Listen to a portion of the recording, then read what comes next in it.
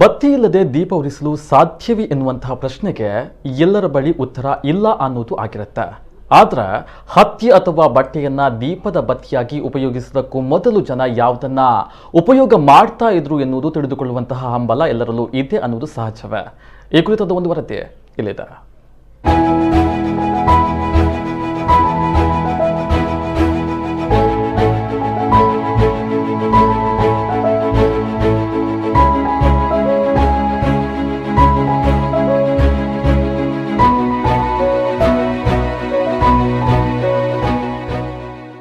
ಮನೆ ಎನ್ನುವ ವ್ಯವಸ್ಥೆ ಬರುವ ಮೊದಲು ಜನ ಕಾಡಿನಲ್ಲೇ ವಾಸ ಮಾಡ್ತಾ ಇದ್ದು ಕಲ್ಲಿನಿಂದ ಉಜ್ಜಿ ಬೆಂಕಿಯನ್ನ ತಯಾರಿಸ್ತಾ ಇದ್ರು ಎನ್ನುವುದು ಇತಿಹಾಸವಾಗಿತ್ತು. ಹೀಗೆ ತಯಾರು ಮಾಡಿದ ಬೆಂಕಿಯನ್ನ ಬೆಳಕಾಗಿ ಉಪಯೋಗಿಸಲು ಬಳಸ್ತಾ ಇದ್ದ ಪ್ರಕೃತಿಯ ಮಡಿಲಲ್ಲಿ ಸಿಗುವ ಅಪರೂಪದ ಗಿಡವೊಂದು ದಕ್ಷಿಣ ಕನ್ನಡ ಜಿಲ್ಲೆಯ ಸುಳ್ಯ ತಾಲೂಕಿನ ಪಂಜಾತಲ್ಲಿ ಪತ್ತೆಯಾಗಿದೆ. ಪಂಜಾತ ಆಳ್ವೆ ನಿವಾಸಿ ಜಿನ್ನಪ್ಪ ಎನ್ನುವವರ ರಬ್ಬರ್ ತೋಟದಲ್ಲಿ ಈ ಗಿಡ ಪತ್ತೆಯಾಗಿದೆ. ಬೆಳತಿಂಗರ ರಾತ್ರಿಯಲ್ಲಿ ಈ ಗಿಡದ ಎಲೆಗಳು ಚಿಗುರುಗಳು ಪ್ರಕಾಶಮಾನವಾಗಿ ಮಿಂಚುತ್ತಾ ಇರುವುದನ್ನ ಗಮನಿಸಿದ್ದ ಜಿನ್ನಪ್ಪರು ಬೆಳಗಿನ ಜಾವ ಈ ಗಿಡದ ಬಳಿ ಬಂದು ಪರಿಶೀಲನೆಯನ್ನ ನಡೆಸಿದ್ರು. ಆದ್ರೆ ಯಾವುದೇ ರೀತಿಯ ವಿಶೇಷತೆಯನ್ನ ಅಂದು ಅವರು ಗಮನಿಸಿರಲಿಲ್ಲ.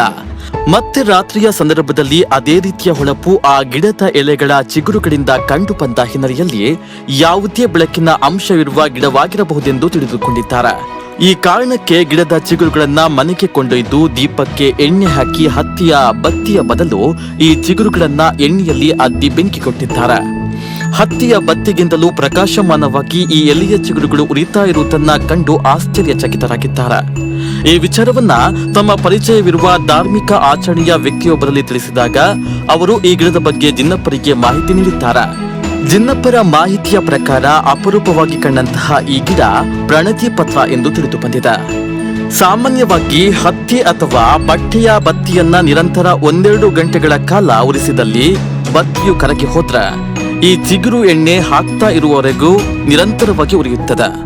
ಜಿನ್ನಪ್ಪರ ಪ್ರಕಾರ ಈ ಗಿಡ ಪತ್ತೆಯಾದ ಬಳಿಕ ಅವರ ಮೂಲ ಮನೆಯಲ್ಲಿ ನಡೆದಂತಹ ಅಷ್ಟಮಂಗಳ ಪ್ರಶ್ನೆಯ ಸಂದರ್ಭದಲ್ಲಿ ಇದೇ ಎಲೆಯ ಚಿಗುರುಗಳನ್ನ ಬತ್ತಿಯ ರೂಪದಲ್ಲಿ ಬಳಸಿಕೊಂಡಿದ್ದು ಬೆಳಕಿನಿಂದ ಸಂಜೆಯ ತನಕ ಇದು ನಿರಂತರ ಉರಿಯುವುದನ್ನ ಪರಿಶೀಲನೆ ನಡೆಸಿರುವುದಾಗಿ ಜಿನ್ನಪ್ಪರು ಹೇಳ್ತಾರೆ. ಅದಕ್ಕೆಂದರೆ ನಮ್ಮ ಇದೊಂದು ಜಮೀನು ನಂದಿ ರಬ್ಬರ್ ತೋಟ.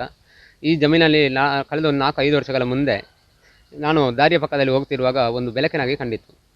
ಹಾಗೇನೋ ನೋಡಿದಾಗ ಬೆಳಕಿನಾಗಿ ಕಂಡಿತು ಅಂತೇಳಿ ಆ ಮರದ ಹತ್ತಿರ ಬರುವಾಗ ಏನೂ ಕಾಣಲಿಲ್ಲ. ಆ ದಿನ ಚಂದಿರನ ಬೆಳದಿಂಗಳಿತ್ತು. ಆಗ ಏನಾಯಿತು, ಈ ದೀಪ ಕಾಣ್ತಾ ಇಲ್ಲ, ಯಾರು ಇಟ್ಟಿದ್ದಾರೆ ಅಂತೇಳಿ ನೋಡುವಾಗ ಏನೂ ಇರಲಿಲ್ಲ. ಮತ್ತೆ ಏನು ಮಾಡಿದೆ, ಪುನಃ ಆ ದಾರಿಗೆ ಪುನಃ ಹೋಗಿ ನೋಡಿದೆ.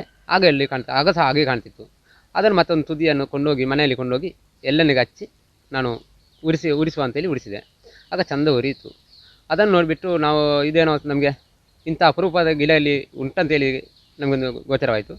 ಈ ಒಂದು ಗೋಚರವಾದ ಈಗ ನೋಡಿ ಒಂದು ಅರ್ಧ ಗಂಟೆ ಆಯಿತು ಈಗಲೇ ಉರಿಸಿಟ್ಟು, ಇನ್ನೂ ಸಹ ಅದು ಆರಲಿಲ್ಲ. ಇಡೀ ದಿನ ಇಟ್ಟರು ಆರುವುದಿಲ್ಲ. ನೆನೆಬತ್ತಿ ಹತ್ತಿ ಇಂಥ ವಸ್ತುಗಳನ್ನು ಉಪಯೋಗ ಮಾಡೋದಕ್ಕಿಂತ ಇಂಥ ಗಿಡಗಳನ್ನು ನೆಟ್ಟು ಈ ಗಿಡಗಳ ತುದಿಯಿಂದ ನಾವು ಈಗ ದೀಪಾವಳಿಯನ್ನು ಆಚರಣೆ ಮಾಡಬೇಕಂತ ನನಗೆ ಒಂದು ಬಯಕೆ ಉಂಟು. ಅಂದರೆ ಈಗಾಗಲೇ ಸಾಮಾಜಿಕ ಜಾಲತಾಣಗಳಲ್ಲಿ ಬರ್ತಾ ಉಂಟು, ಚೀನಿಯ ವಸ್ತುಗಳನ್ನು ಬಳಸಬೇಡಿ, ಸ್ವದೇಶಿ ವಸ್ತುಗಳನ್ನು ಬಳಸಿ ಅಂತೇಳಿ. ಚೀನಾದಿಂದ ಯಾವುದೋ ಬರ್ತದೆ ಅದರಲ್ಲಿ ಎರೆನೆಲ್ಲ ಮಾಡಿಕೊಂಡು ಆಗ್ತಾರೆ ಅಂತೇಳಿ ಪ್ರಚಾರ ಉಂಟು. ಆದ ಕಾರಣ ಈ ಸಲ ದೀಪಾವಳಿ ಹಬ್ಬವನ್ನು ಇದೇ ದೀಪದಲ್ಲಿ ಇದೇ ಅಣತೆಯಲ್ಲಿ ಮಾಡಿಸಿಕೊಂಡು ನಾವು ಆಚರಣೆ ಮಾಡಬೇಕಂತ ನಾವು ನಿರ್ಣಯ ಮಾಡಿದ್ದೇವೆ ಸರ್. ಗಿಡವನ್ನ ಹತ್ತಿರದಿಂದ ಗಮನಿಸಿದ ಜಿನ್ನಪ್ಪರು ಈ ಗಿಡದ ಕುರಿತು ಹಲವರ ಜೊತೆ ಮಾಹಿತಿಯನ್ನ ಪಡೆದುಕೊಂಡಿದ್ದು ಮಾನವ ಕಾಡಿನಲ್ಲಿ ಇರುವಂತಹ ಸಂದರ್ಭದಲ್ಲಿ ಪ್ರಕೃತಿಯಲ್ಲೇ ಸಿಗುವ ವಸ್ತುಗಳನ್ನ ಬಳಸಿಕೊಂಡು ತನ್ನ ಅವಶ್ಯಕತೆಗಳನ್ನ ಪೂರೈಸ್ತಾ ಇದ್ದ. ಇಂತಹ ಅವಶ್ಯಕತೆಗಳಲ್ಲಿ ಈ ಪ್ರಣತಿ ಪತ್ರ ಗಿಡವು ಆಗಿರುವ ಸಾಧ್ಯತೆ ಇದೆ ಎನ್ನಲಾಗಿದೆ. ಕಲ್ಲುಗಳನ್ನ ಉಜ್ಜಿ ಬೆಂಕಿ ತಯಾರಿಸ್ತಾ ಇದ್ದ ಜನ ಕಾಡಿನಲ್ಲೇ ಸಿಗುವ ಪುಂಡಿ ಮರ ಎನ್ನುವ ಮರದಿಂದ ಸಿಗುವ ಕಾಯಿಯನ್ನ ಬಳಸಿಕೊಂಡು ಎಣ್ಣೆಯನ್ನ ಪಡಿತಾ ಇದ್ದು ಈ ಗಿಡದ ಎಲೆಯ ಚಿಗುರುಗಳನ್ನ ಬತ್ತಿಯಾಗಿ ಬಳಸಿಕೊಂಡು ರಾತ್ರಿಯನ್ನ ಕಳೀತಾ ಇದ್ರು. ಅತ್ಯಂತ ಅಪರೂಪವಾಗಿ ಕಾಣಸಿಗುವ ಈ ಗಿಡ ಜಿನ್ನಪ್ಪರ ತೋಟದಲ್ಲಿ ಸುರಕ್ಷಿತವಾಗಿ ಇದ್ದು ಈ ಬಾರಿಯ ದೀಪಾವಳಿಯ ಸಂದರ್ಭದಲ್ಲಿ ಇದೇ ಎಲೆಯ ಚಿಗುರುಗಳನ್ನ ಬಳಸಿ ದೀಪವನ್ನ ಉರಿಸಿದ್ದಾರೆ.